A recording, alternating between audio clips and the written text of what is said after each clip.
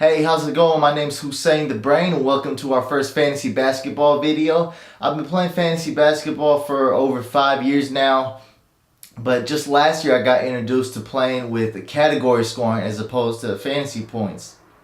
And I want to point out that category scoring, we think at Fantasy Couch, is far more superior. You got to think like a real franchise. You can't just pick up players and draft players based on how many fantasy points you think they're going to get. You got to think about all the categories, defensive categories, rebounds, blocks. You got to have some three-point shooters, some good free throw percentage. And it's more like a real NBA team. And I suggest you check out category scoring if you haven't already. I'm about to turn the video over to our fantasy basketball guru, Matt B, in a second. Me and him put together a list of some pickups. Some great pickups and potential trade targets I would go after in the near future. Tyler Hansbrough, all-time leader in the ACC for free throws made. That's something that can translate over the NBA level along with rebounding. Reminds me of an offensive version of Anderson Varejao, the way he hustles and hits the glass. Next guy on my list, Derek Favors. If by some chance he's still available in your league, snag him real quick. This guy reminds me of an athletic Elton Brand. If you haven't seen his YouTube clips, check him out. This guy has a ton of energy, and his ability to hit the glass and block shots is going to prove to be extremely valuable for you down the stretch.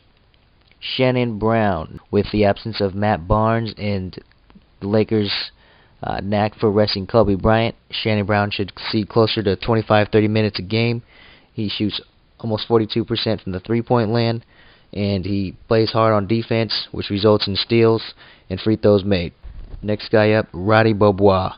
He's still coming off a fractured foot, but preseason he was projected to start for the Mavs. Now with Caron Butler out and Deshaun Stevenson keeping the seat warm for Roddy, looks like he should step into plenty of minutes when he's healthy. Okay, those are some good players to look out for. Make sure you check out the website for more fantasy basketball advice.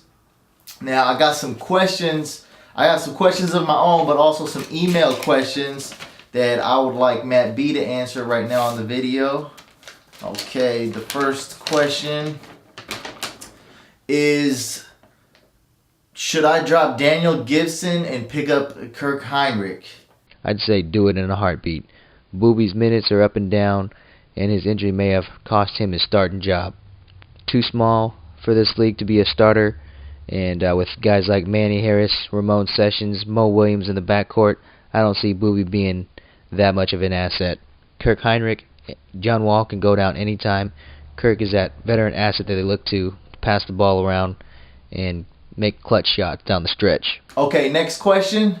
I have DeAndre Jordan on my team. Should I sell him high right now and trade him away?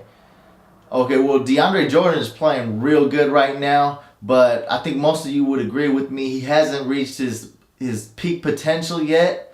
But on the other hand, Cayman's coming back. So I want to know what Matt has to say about this. Would I sell high? Actually, I would probably keep him for the remainder of the season. Cayman is due back pretty soon, but with a trade deadline looming and the LA Clippers going nowhere fast, looks like they're going to start rebuilding with a front court including Blake Griffin and DeAndre Jordan. Okay, next question. Hey guys at Fantasy Couch, love the site. I'm a big Portland Trailblazers fan. What are your thoughts on my team and some thoughts on the fantasy value of the players on that team? My thoughts on the Blazers, I'd say they're on the cusp right now of making the playoffs. If they don't make any moves, they might squeak into the 8th spot, but what's that going to get them? First round exit against the Spurs or the Lakers? They might trade Andre Miller and Marcus Camby, which means Patty Mills and Dante Cunningham might step into a more increased role, especially Patty Mills. With Andre Miller out and Jared Bayless recently traded earlier this season, that leaves virtually no one in the backcourt for them unless they get Devin Harris in the blockbuster deal, including Carmelo Anthony. My next question is, do you have any keeper league advice for our fans and viewers? A couple guys I'd like to throw out there for keeper league advice. Some speculative ads include the aforementioned Patty Mills. Again, like I said, second-year player, ton of energy. He can hit the three, play some defense, and provides that spark that they're looking for up in Portland.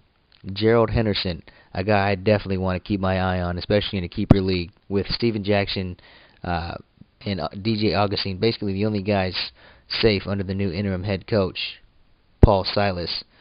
Gerald Wallace might be moved for a true center presence down low, opening the door for Gerald Henderson and Tyrus Thomas to step in, forming a pretty interesting Bobcat squad there for Michael Jordan. Last but not least, Greg Monroe. If for some reason in your keeper league he is available, snag him in a heartbeat.